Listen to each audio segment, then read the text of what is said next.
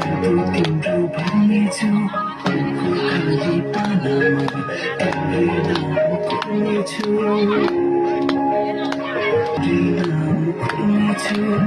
तिमीलाई मात्र होइन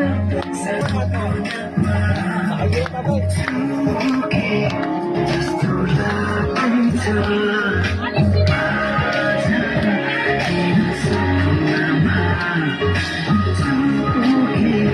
जस्तो लाग्दैछ